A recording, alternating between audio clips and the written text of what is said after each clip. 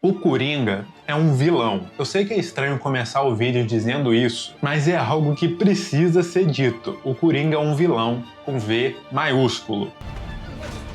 Ele mata a própria mãe, executa pessoas a sangue frio. No filme ele mata umas 7 pessoas. Então por que esse personagem é tão amado, tão venerado, usado em vários edits, usado de foto de perfil para vários homens e para vários jovens? Porque o filme Coringa é uma obra-prima em mostrar que às vezes o vilão se torna o vilão por um bom motivo.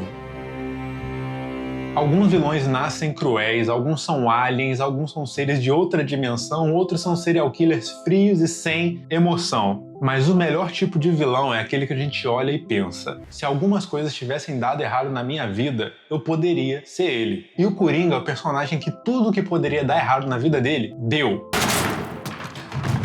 Os problemas dele são muito parecidos com os problemas que a gente pode ter, mas numa versão muito mais extrema. Esse é um filme que não existe um lado bom pro personagem. O filme é uma tragédia. Mas a gente pode aprender muito mais de uma tragédia do que o de uma vida perfeita. Muitos dos problemas do Arthur Fleck, antes dele virar o Coringa, são uma versão extrema de um problema mais normal da nossa vida. Uma insegurança de algo que a gente não tem controle, como um tique nervoso, uma gagueira involuntária, ou às vezes uma coisa física que a gente não tem controle, mas é meio feinha ali, chama atenção. Isso é mostrado na risada involuntária, que é irônica e tem alguns efeitos. O Arthur é extremamente depressivo por causa da sua situação social, sua situação econômica, por ter que cuidar da mãe dele doente, por ter um fardo colocado nele pela sua mãe. O fardo de trazer alegria para todos. Ele mesmo não consegue lidar com as suas emoções, mas ele é sempre pressionado a fazer os outros se sentirem felizes. E esse estresse, o estresse da depressão,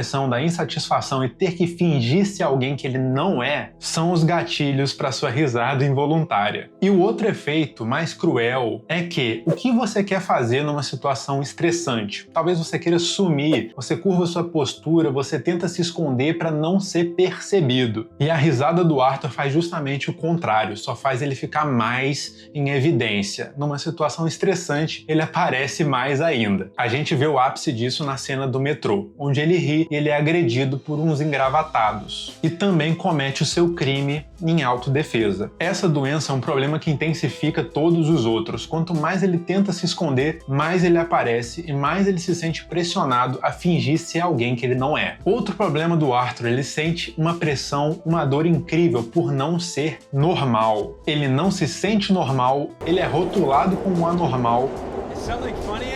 Ele odeia ter que fingir que é normal e ele odeia que não aceitem que ele não é normal. Eu tenho certeza que todo mundo que está assistindo, talvez você já se sentiu um pouco anormal e sentiu a dor de ser rotulado dessa forma e ter que fingir que você é normal para se encaixar num grupo. Outro problema, a relação conturbada com a mãe. Ele não é nem um filho, ele é mais um parceiro ou um cuidador. E isso não deixa que ele saia do ninho, que ele saia de perto da mãe dele. Outro problema, o pai ausente, que vive na cabeça dele o tempo todo, que pode ser um bilionário, que pode ser um apresentador de TV famoso. Essa figura do pai ausente sempre aparece na cabeça do Arthur. Ele sempre está inventando cenários onde ele encontra o pai ou é apoiado por uma figura paterna. E como o Arthur suporta esses problemas? A coisa mais normal quando a gente tem um estresse, um desafio na nossa vida é criar uma válvula de escape para lidar com esse estresse excessivo. As do Arthur são viver num mundo imaginário, sonhar acordado, achar que ele está num programa de TV e ele é chamado para dar um discurso e ovacionado por todo mundo. Quantos homens, eu sei que você com certeza faz isso, quantos não sonham acordados para fugir da vida chata que eles têm? Acham que eles são um cantor famoso, um influencer, um cara rico com várias mulheres em volta. No mundo imaginário tudo é perfeito. Quantos homens não fizeram o que o Arthur fez com a sua vizinha? Pensaram que eles estavam numa relação, pensaram no futuro, um encontro perfeito com uma mulher que eles nunca tiveram coragem de interagir, de chegar, de chamar nesse encontro na realidade. Outro mecanismo do Arthur, a raiva. A raiva que o Arthur demonstra quando o chefe dele briga por ele ter perdido a placa do seu emprego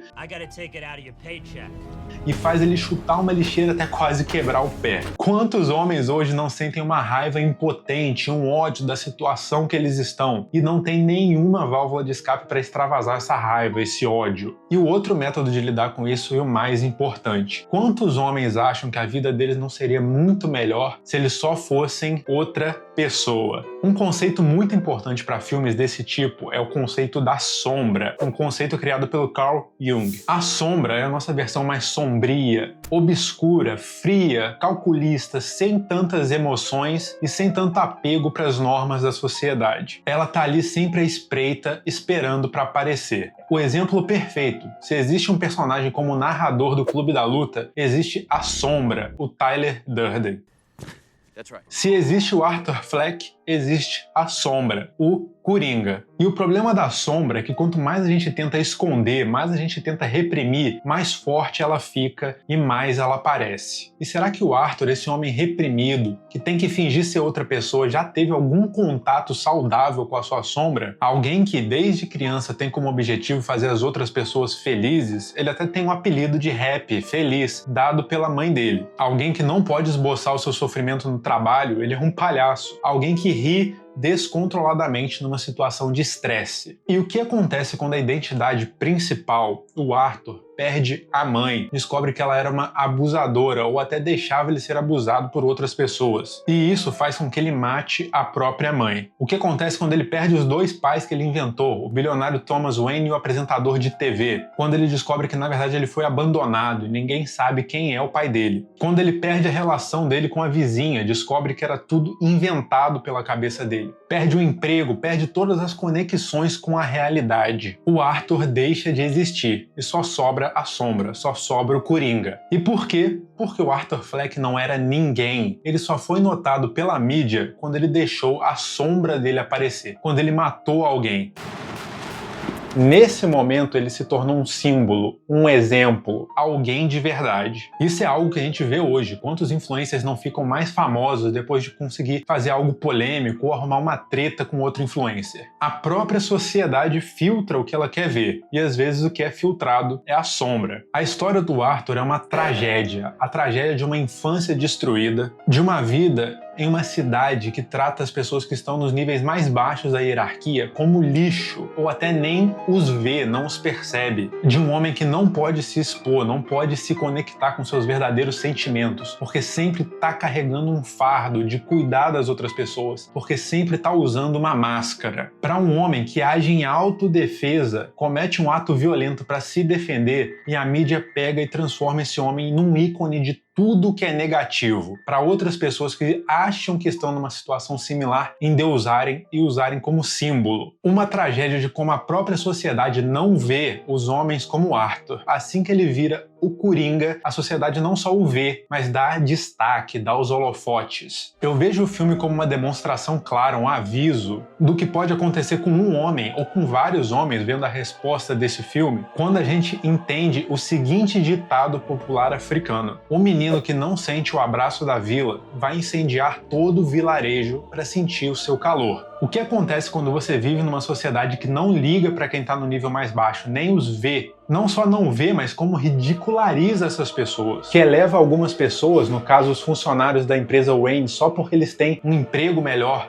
um pouco mais de dinheiro. Você tem o que você merece. O ressentimento, a revolta das pessoas no nível mais baixo. E hoje eu tenho certeza que muitos homens estão nessa situação. Não conseguem sucesso econômico, social, amoroso. Eles olham na mídia e veem que a situação de merda que o país se encontra, que eles se encontram, na verdade é culpa deles. Porque eles não estão trabalhando o suficiente, eles não estão se casando, eles não estão tendo filhos. Mas quando eles tentam arrumar um emprego, eles são rejeitados. Quando eles tentam chegar numa mulher, eles são esculachados. Não é à toa que todos esses filmes, Clube da Luta, Taxi Driver, Drive, Blade Runner, o Coringa, Filmes sobre alienação masculina estão sendo engolidos pela internet, transformados em meme, transformados nesse movimento do literalmente eu. É porque muitos homens se sentem excluídos, rejeitados pela sociedade, que eles não conseguem nem participar nessa sociedade, que eles não sentem que eles são queridos, ou que eles até deveriam estar presentes nessa sociedade. Quantos homens hoje não estão cultivando uma sombra, um coringa, e usam a internet para extravasar essa sombra, para xingar os outros, para xingar as mulheres, para xingar outros homens? Eu acredito que o filme fez sucesso, além de ser sobre um personagem altamente conhecido, porque é uma síntese perfeita de como um transtorno mental, misturado com uma sociedade altamente sem simpatia, sem carinho, sem apreço por aqueles que estão nos níveis mais baixos, uma infância ruim, uma situação econômica ruim, solidão, são a receita perfeita para um movimento que não quer nada em específico, que não tem uma proposta, para um movimento que só quer destruir, para um movimento motivado não por um desejo de melhorar a sociedade, mas por um desejo de vingança contra aqueles que não observaram, aqueles que não viram as pessoas. Esse filme, esse personagem, para mim, é o pior para você olhar e dizer: ah, o Coringa é literalmente eu. O filme, para mim, foi feito para você olhar o Coringa e dizer: eu não quero ser igual a esse cara. E, ainda mais, eu não quero viver numa sociedade que transforma homens, como Arthur Fleck,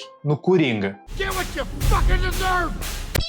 E eu fico feliz, na verdade, parando para pensar tanta gente que me manda mensagem no Instagram, aqui no YouTube, alguns até com avatar do Coringa. E o fato de eu dar uma chance, de eu conversar, de eu dar um conselho, ou só ouvindo um desabafo, pode ser o mínimo de carinho que aquele cara precisa para não coringar realmente. Se vocês estiverem nessa situação, se vocês acham que estão prestes a coringar, procura um amigo, alguém que vocês confiam, alguém como eu na internet que pode ouvir, que pode te dar um conselho, um parente, alguém que te ama. Falem com alguém, acredite, dá pra mudar. Você não vive em Gotham City. Ainda dá pra ser muito feliz no mundo que a gente vive, na sociedade que a gente vive. Eu espero que vocês tenham gostado do vídeo. Se gostaram, curtam, comentem, se inscrevam, ativem o sininho. Eu demorei um pouco mais para fazer esse novo capítulo do Literalmente Eu, porque, sendo sincero, eu tô gostando mais de fazer os vídeos de melhoria pessoal. Eu sinto que esses vídeos, onde eu dou um conselho sobre mulheres, sobre como perder a timidez, são mais úteis para as pessoas que esses vídeos de análise de filme. Se vocês acharem que não, me falem nos comentários. Eu ainda posso fazer os vídeos do Literalmente Eu, mas com uma frequência menor. Eu quero fazer vídeos que ajudem mais pessoas. Essa é a função, esse é o meu propósito aqui no canal. É isso, um beijo